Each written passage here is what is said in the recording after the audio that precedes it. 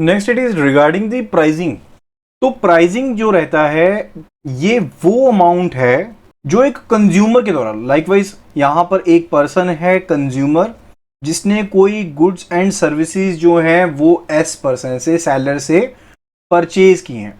तो यहाँ पर गुड्स या फिर जो सर्विसेज हैं वो सेलर के द्वारा प्रोवाइड की गई हैं।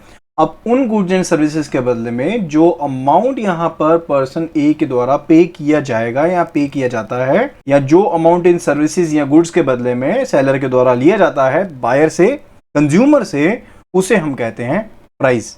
ओके, तो प्राइस जो है वो डिफरेंट फॉर्म में रहता है। मे बी आपने किसी गुड के लिए पे किया हो, या फिर आपने कोई फीस पे की हो, आपने कोई किराया भाड़ा पे किया हो। एंड प्राइस डिटर्मिन कैसे होता है कि कितना प्राइस पे किया जाएगा? या तो एक डिमांड यहाँ पर रखी जाएगी, एक डिमांड प्राइस की सेलर के द्वारा रखी जाएगी। अब उसको काउंटर कौन करेगा? बायर करेगा, यानी कि क्या होगा? नेगोशिएशन होगा। तो नेगोशिएशन से जो प्राइस है वो डिटर्मिन किया जाता है। Price is determined by way of negotiation. Okay, तो कहने का मतलब क्या है कि एक तो चीज होगी कि नेगोशिएशन डिसाइड करिए कि कितना प्राइस जो है वो पे किया जाएगा। सेकंड चीज जो है रिगार्डिंग जिससे प्राइस जो है वो सामने आता है, वो आता है डिमांड एंड सप्लाई के थ्रू। अगर डिमांड ज्यादा है एंड सप्लाई कम है तो भी जो प्राइस है वो कम ज्यादा होता है। ठीक है, तो अगर डिमांड ज्यादा है, सप्लाई कम है, यानी कि रिक्वायरमेंट कितनी है? 10 की है, पीछे से आ रहे 2 पीस, तो महंगाई होगी, यानी कि प्राइस बढ़ेगा। इसी तरह से रिक्वायरमेंट अगर 2 की है एंड पीछे से आ रहे 10 पीस, तो प्राइस कम होगा क्योंकि उसकी डिमांड ही नहीं है मार्केट में। ओके, तो 2 चीजों से प्राइस डिटरमिन होता है। एक तो हो गया नेगोशिएशन के थ्रू, दूसरा हो गया डिमांड सप्लाई के थ्रू। तो प्राइसिंग के 2 सिस्टम होते हैं, एक होता है आपके पास फिक्स्ड प्राइसिंग एंड दूसरा होता है डायनेमिक प्राइसिंग। एक हो गया फिक्स्ड प्राइसिंग, दूसरा रहा डायनेमिक प्राइसिंग। तो जहां पर जो प्राइस है वो सेम है सभी तरह के बायर्स के लिए, उसे हम क्या कहते हैं? फिक्स्ड प्राइसिंग कहते हैं। डायनेमिक प्राइसिंग क्या होता है? जहां पर जो प्राइस है सेम प्रोडक्ट का वो डिफरेंट है डिफरेंट बायर्स के लिए, इस बात को ध्यान में रखते हुए कि बायर ने कौन से ऑफर को चुना है एंड सेलर ने कौन से बिड को सिलेक्ट किया है। यानी कि बायर ने बोली कि मुझे इतना प्राइस चाहिए एंड सेलर ने मान लिया कि इतने प्राइस पर तुम्हें दे दिया। इसी तरह से दूसरे पर्सन ने इतना बोला, उसको बोला इतने प्राइस पर तुम्हें दे दिया। तो वहां पर क्या है? जो प्राइस है वो डायनेमिक है। ठीक है, जैसे कोई आप कह लीजिए कि जो बुक बिल्डिंग का प्रोसेस रहता है, जैसे जो शेयर होता है जब वो मार्केट में आता है तो वो किस प्रोसेस के थ्रू आता है? बुक बिल्डिंग प्रोसेस के थ्रू आता है। बुक बिल्डिंग प्रोसेस क्या रहता है? वहां पर सेट ऑफ जो इन्वेस्टर्स होते हैं उनसे अंदाजा लगाया जाता है कि इस शेयर की वैल्यू कितनी बढ़ेगी, इसका रेट कितना, प्राइस कितना फिक्स होगा, उसके हिसाब से उसका जो वैल्यू है वो ऊपर नीचे होती रहती है। ठीक है, तो वो क्या है? डायनेमिक, वहां पर क्या है? डायनेमिक प्राइसिंग है। Okay, now let us discuss कि प्राइसिंग का ऑब्जेक्टिव क्या है। पहली चीज है रिगार्डिंग दी प्रॉफिट अर्निंग, यानी कि जो भी फर्म्स हैं, जो भी कंपनीज हैं, जो भी इंडिविजुअल्स हैं, वो अपने प्रोडक्ट की, सर्विस की प्राइसिंग के थ्रू जो अपने प्रॉफिट्स हैं उन्हें ऑप्टिमाइज करते हैं कि उनको कितना प्राइस, उनको कितना प्रॉफिट मिलने वाला है, ये चीज उनकी कंफर्म होती है। Second is survival.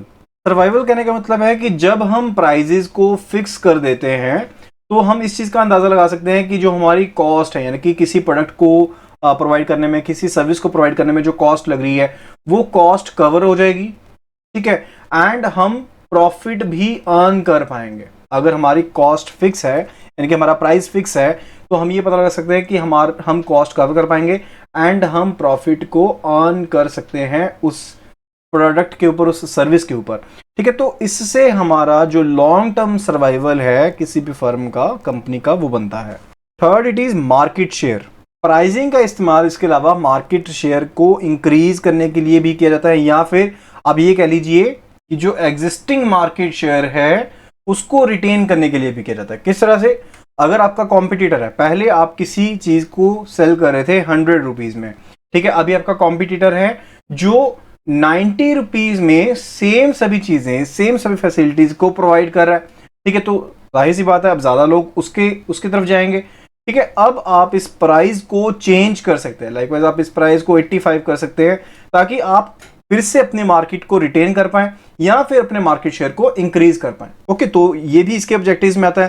Fourth it is regarding the cash flows. Product की प्राइसिंग सेट करने से जो रेवेन्यू है वो इन कैश होता है, रेवेन्यू इनकैशमेंट में आपको हेल्प मिलती है प्राइसिंग के थ्रू, एंड इससे जो फर्म है उसमें कैश फ्लो होता है। फिफ्थ इट इज स्टेटस क्वो। जो स्टेटस क्वो है ये रहता है कि जिस स्थिति में आप हैं आप उसी तरह उसी पोजीशन में रहें, ठीक है। यानी कि कंपटीशन को मीटअप करने के लिए, यानी कि कंपटीशन है मार्केट में, ठीक है, उसको मीटअप करने के लिए एंड डिमांड को स्टेबलाइज करने के लिए जहां तक प्राइजेस कंसर्न्ड हैं, जो फर्म है वो स्टेटस क्वो को अपने मेंटेन करती है।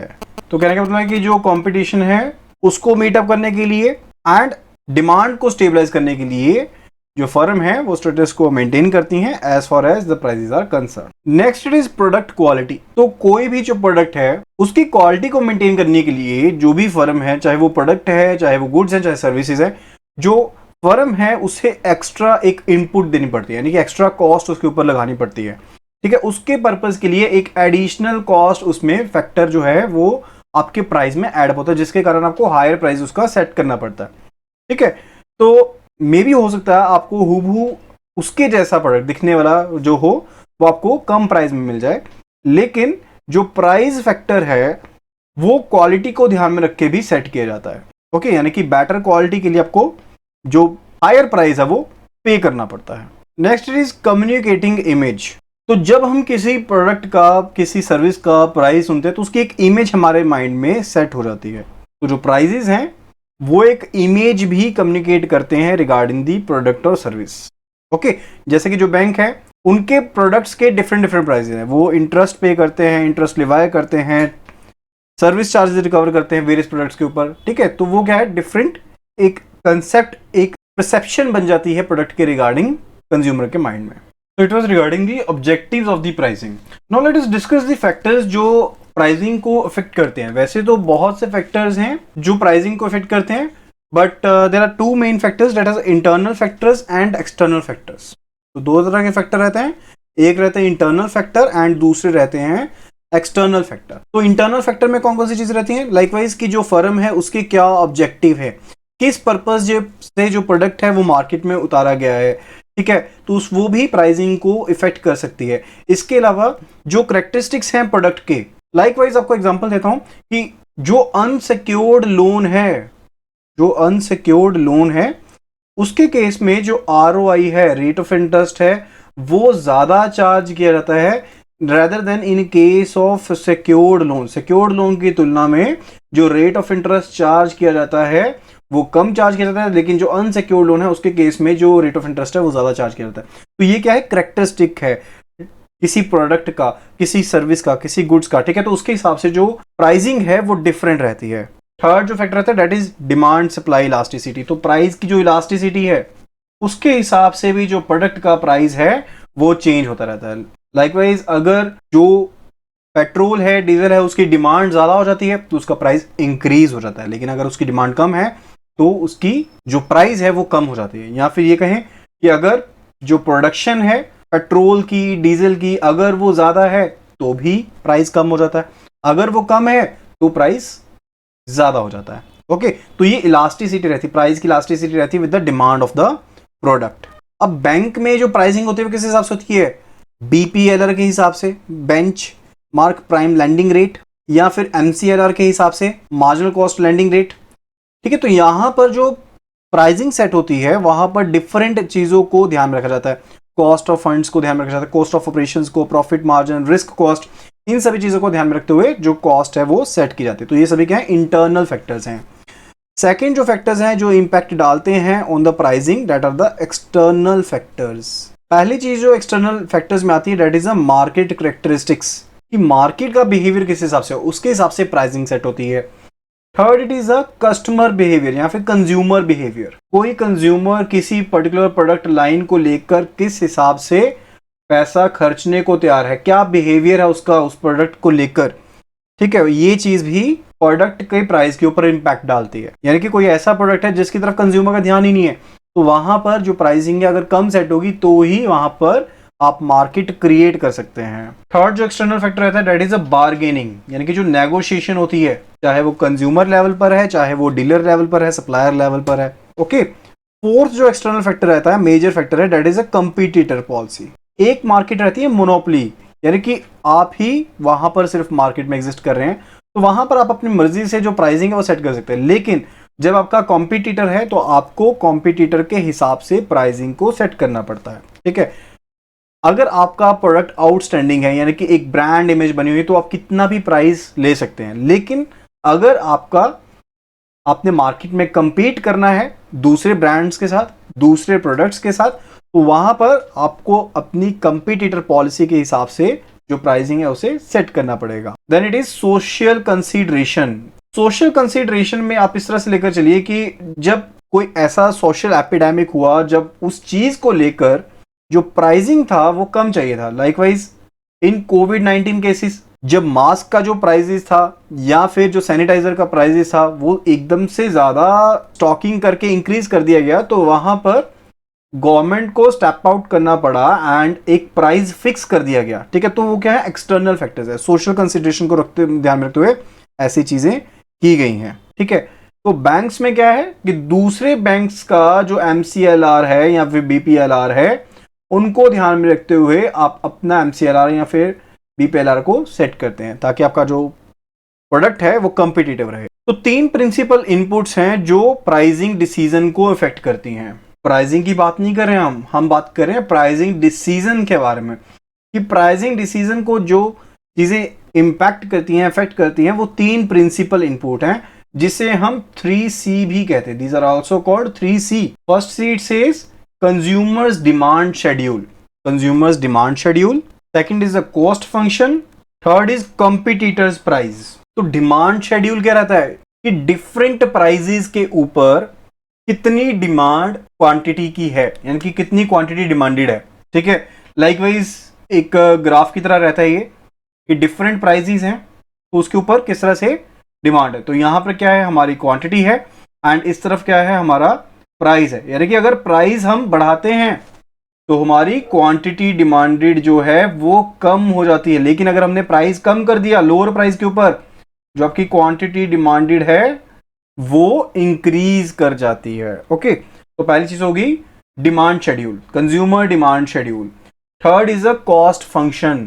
कॉस्ट फंक्शन को आप इस तरह से समझिए कि जब हम 10 की क्वांटिटी को प्रोड्यूस कर रहे हैं तो हमें इनपुट कॉस्ट कितना पड़ रहा है, ठीक है। तो उसके हिसाब से, इनपुट कॉस्ट के हिसाब से हमारा जो आउटपुट कॉस्ट होगा वो कितना होगा। जब हम 10,000 यूनिट्स को प्रोड्यूस कर रहे हैं तो उस टाइम पर हमारा इनपुट कॉस्ट क्या है, क्योंकि जितना ज्यादा आपको इनपुट बढ़ता रहेगा, यानी कि जितना ज्यादा आपका जो प्रोडक्शन है, क्वांटिटी प्रोड्यूस्ड है वो इंक्रीज होता रहेगा, आपका इनपुट कॉस्ट क्या हो जाएगा, होता रहेगा, कम होता रहेगा, ठीक है। तो अगर आपका इनपुट कॉस्ट कम होगा तो आपका आउटपुट भी कॉस्ट क्या होगा, चेंज होता रहेगा, ठीक है। तो ये कॉस्ट फंक्शन है जो इस चीज के बारे में बताता है कि आपकी इनपुट कॉस्ट जो है वो डिपेंड करती है कि आपको कॉस्ट कितनी पड़ रही है किसी चीज, किसी क्वांटिटी को पर्टिकुलरली प्रोड्यूस करने में, ओके। एंड उसके हिसाब से आपका जो आउटपुट कॉस्ट है वो निकलकर सामने आता है। एंड कंपटीटर प्राइस तो सिंपल सी बात है कि आपके कंपटीटर का कितना प्राइस है उसके हिसाब से जो आपका प्राइसिंग है वो सेट होगा।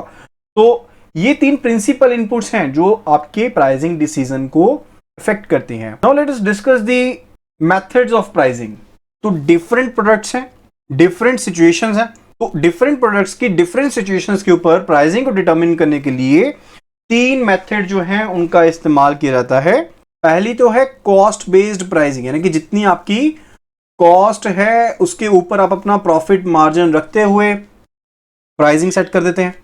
Second is a value based pricing, यानी कि जो भी गुड्स एंड सर्विसेज आप प्रोवाइड करवा रहे हैं, कंज्यूमर्स में के माइंड में उस चीज की कितनी वैल्यू है, कितनी डिमांड है, उस चीज को देखते हुए आप उसका प्राइस सेट करते हैं, ठीक है। That is value based pricing. Third जो चीज है that is competition based pricing. आपको पता है कि कंपटीशन ज्यादा है, सामने वाला भी पार्टी जो है वो सेम तरह का जो गुड्स एंड सर्विसेज प्रोवाइड करवा रहा है, ठीक है। तो कंपटीशन बेस्ड प्राइसिंग में क्या रहता है कि आप सामने वाले के प्रोडक्ट को देखते हुए अपनी प्राइसिंग को सेट करते हैं, तो वो क्या है, कंपटीशन बेस्ड प्राइसिंग है, okay. Now let us discuss the types of cost based pricing. First it is markup pricing. तो मार्कअप प्राइसिंग में क्या रहता है कि जितनी भी आपकी इनपुट कॉस्ट पड़ी है, यानी कि जो भी वेरिएबल कॉस्ट है या फिर कोई भी जो भी फिक्स्ड कॉस्ट है, तो दो तरह की कॉस्ट रहती है। एक कॉस्ट रहती है कि जो आपकी फिक्स्ड है, यानी कि रॉ मटेरियल की कॉस्ट हो गई वो मेरी फिक्स्ड है, ठीक है, वो सेम ही रहेगी। लेकिन मे भी हो सकता है कि जो मेरी लेबर की कॉस्ट लग रही है वो वेरी कर रही हो, मार्केट टू मार्केट जो मैं मार्केटिंग कर रहा हूँ उसकी कॉस्ट वेरी कर रही हो, ठीक है। तो दोनों फैक्टर्स को इंक्लूड करके, यानी कि फिक्स्ड कॉस्ट फैक्टर को भी इंक्लूड करना है प्लस वेरिएबल कॉस्ट फैक्टर को भी इंक्लूड कर देना है। एंड इनके ऊपर एक आपने स्टैंडर्ड मार्कअप सेट किया हुआ है कि मेरे को इतना प्रॉफिट चाहिए, या जो भी चीज आप उसमें ऐड करनी है, मार्केटिंग कॉस्ट ऐड करनी है, या जो भी चीजें आप उसमें ऐड करने वाले हैं उन सभी चीजों को ऐड करके आपने एक स्टैंडर्ड मार्कअप बना ली है। तो ये जो प्राइसिंग रहती है that is called markup pricing. Okay, likewise bank में क्या कहता है, एमसीएलआर एक रेट फिक्स हो गया। अब कोई भी प्रोडक्ट का प्राइसिंग सेट करना ना, तो एमसीएलआर के ऊपर कितना प्लस करना है, यानी कि 1% फिक्स करना है, 2% फिक्स करना है, वो बैंक के ऊपर है। लेकिन एक स्टैंडर्ड मार्कअप क्या हो गया, एमसीएलआर हो गया। Okay, second it is absorption cost pricing. तो जो एब्जॉर्प्शन कॉस्ट है इसमें कोई मार्कअप नहीं रहता हमारे पास, ठीक है। एब्जॉर्प्शन का मतलब क्या है कि जितने भी कॉस्ट हैं, चाहे वो वेरिएबल कॉस्ट है, चाहे वो फिक्स्ड कॉस्ट है, चाहे ऑपरेटिंग कॉस्ट है, चाहे आपकी एडमिनिस्ट्रेटिव एक्सपेंसेस है, सभी तरह की जो कॉस्ट है आप इसमें इंक्लूड कर लेते हैं। लेकिन हो सकता है कि आपने इसमें प्रॉफिट इंक्लूड किया हो या ना किया हो, ठीक है। That is why it is called absorption cost pricing. Third जो इसका टाइप है that is target return pricing. Target return का मतलब क्या है कि कंपनी ने पहले से ही कोई टारगेट बनाया हुआ है कि उसने जितना इन्वेस्टमेंट किया, अब XYZ कंपनी ने जितना इन्वेस्टमेंट किया है उस इन्वेस्टमेंट के बदले में उस कंपनी का कोई टारगेट है, यानी कि कंपनी का टारगेट क्या है कि उसे कितना रेट ऑफ रिटर्न मिलेगा। अब उस रेट ऑफ रिटर्न को ध्यान में रखते हुए सभी कॉस्ट के बीच में उस रेट ऑफ रिटर्न जितना चाहता है उसे ऐड किया जाता है कंपनी की तरफ से, एंड आपके सामने उससे प्राइसिंग निकल के आती है। एंड इस तरह की जो प्राइसिंग रहती है that is called target return pricing. Okay, fourth it is marginal cost pricing. तो मार्जिनल कॉस्ट प्राइसिंग रहती है, मैंने आपको बताया था कि दो तरह की कॉस्ट रहती है आपके पास, एक आपके पास रहती है वेरिएबल कॉस्ट एंड एक आपके पास रहती है फिक्स्ड कॉस्ट। तो मार्जिनल कॉस्ट के केस में हम बात कर रहे हैं सिर्फ वेरिएबल कॉस्ट की। तो जो भी प्राइसिंग प्रोडक्ट की सेट की जाएगी वो या तो जितनी वेरिएबल कॉस्ट पड़ रही है उसके ऊपर की जाएगी, और कुछ पार्ट अबव इट, यानी कि जितना वेरिएबल कॉस्ट पड़ रहा है उसके ऊपर कुछ एक पार्ट होगा जहां पर जो कॉस्टिंग है वो डिसाइड की जाएगी। ओके, तो मार्जिनल कॉस्ट तब यूज की जाती है जब कंपनी हायर प्राइस पर किसी चीज को सेल नहीं कर पा रही है, तो वो क्या करती है, मार्जिनल कॉस्ट प्राइसिंग पर प्रोडक्ट को सेल करती है। या फिर क्या रहता है कि कंपनी के पास कुछ ऐसा अनयूज प्रोडक्शन कैपेसिटी है जिसे वो इस्तेमाल करना चाहती है, तो भी वो मार्जिनल कॉस्ट के ऊपर परचेज करती है, यानी कि जो वेरिएबल कॉस्ट है उसके ऊपर थोड़ा सा वैल्यू रख के या बिल्कुल वेरिएबल कॉस्ट पर आप प्रोडक्ट को सेल करते हैं, प्राइसिंग सेट कर देते हैं। That is called marginal cost pricing. Next let us discuss the types of value based pricing. तो वैल्यू बेस्ड प्राइसिंग में जो सबसे पहला टाइप है that is a perceived value pricing. Perceived का मतलब क्या है कि जो आपने एक इमेज परसेप्शन अपने माइंड में क्रिएट कर लिया, अपने मन में आपने एक विचारधारा क्रिएट कर ली है प्रोडक्ट को लेकर, आपने एक इमेज बना ली है अपने माइंड में कि इस प्रोडक्ट का कितना प्राइस होना चाहिए, तो वहां पर आप उस चीज को जज करते हुए जो कॉस्ट है उस प्रोडक्ट की उसे तैयार करते हैं, ठीक है। So that is perceived value pricing. And next it is value pricing. Value pricing क्या है कि आप प्रोडक्ट की वैल्यू को ध्यान में रखते हुए कि प्रोडक्ट कितनी वैल्यू कैरी करेगा, इसकी क्या मार्केट बनेगी, उसके हिसाब से आप प्रोडक्ट का प्राइस सेट करते हैं। ओके, तो ये थी टाइप्स वैल्यू बेस्ड प्राइसिंग की। Now let us discuss the types of the competition based pricing.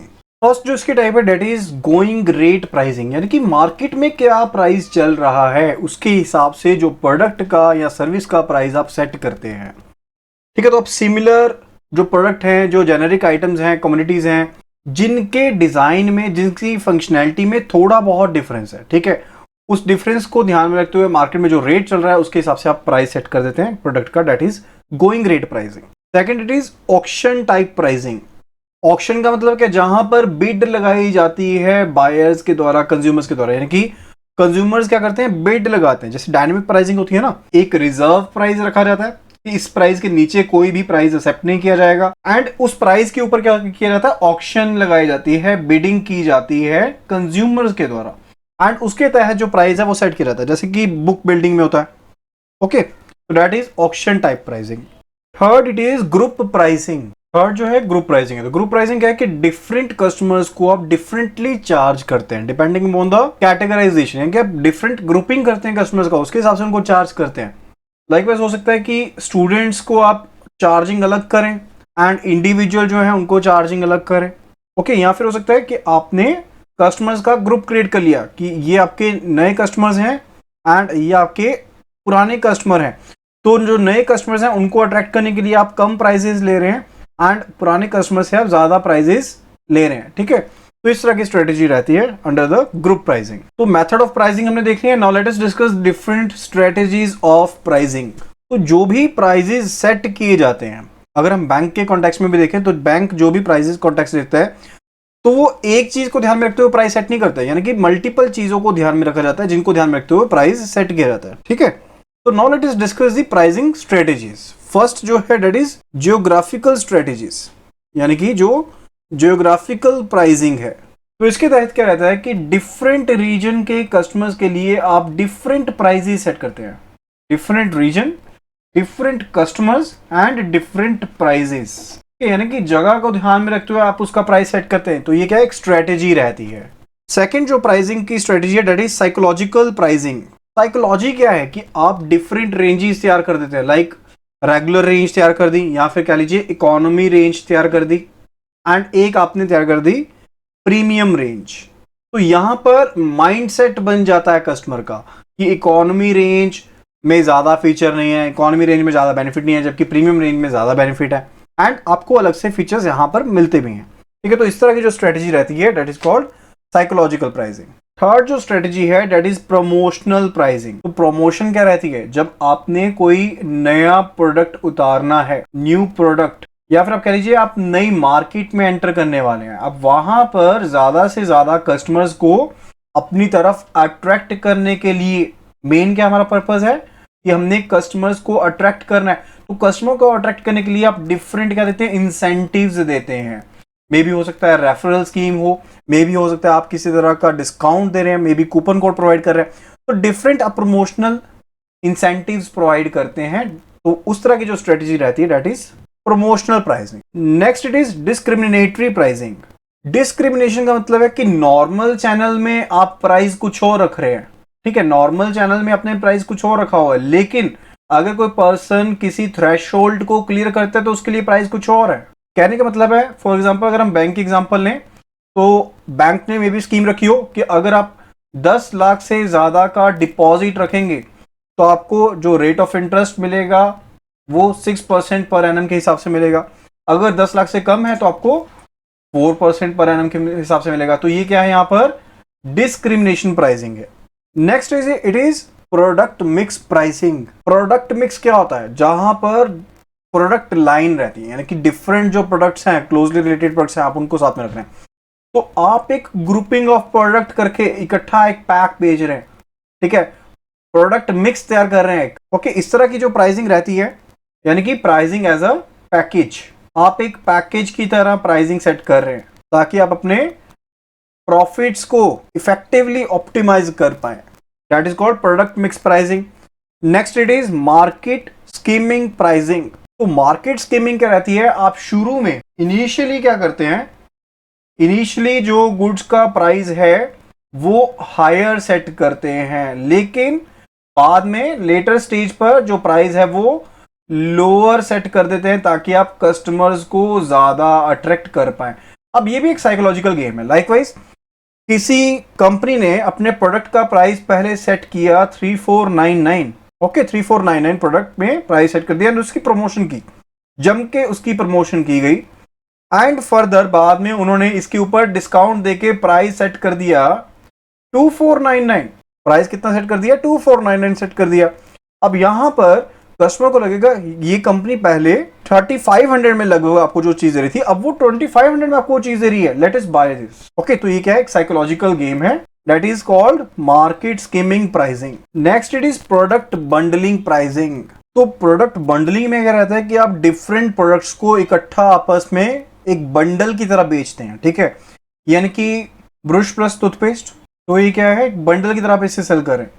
या फिर हो सकता है कि आप जो डिफरेंट फीचर्स है किसी सर्विस के वो सिंगल आप पैकेज की आप एक बंडल की तरह उसको सेल कर रहे हैं। ठीक है, जो सेलर एक बंडल की तरह सेल कर रहा है, या फिर कंप्लीट लॉट की तरह सेल कर सकते हैं। लाइकवाइज जो टी शर्ट्स आती हैं 3 के पैक में, 6 के पैक में आपको टी शर्ट्स मिल रहे हैं, तो वो क्या है, एक बंडल की तरह है। तो इससे सेल भी इंक्रीज होती है, प्लस आपकी जो सेलर की जो वैरायटी है वो भी निकलती है। तो that is called product bundling pricing. Next it is market penetration pricing. Penetration का मतलब क्या है कि आपने जल्दी से मार्केट में पेनिट्रेट करना, ज्यादा से ज्यादा लोगों तक पहुंचना है, ठीक है।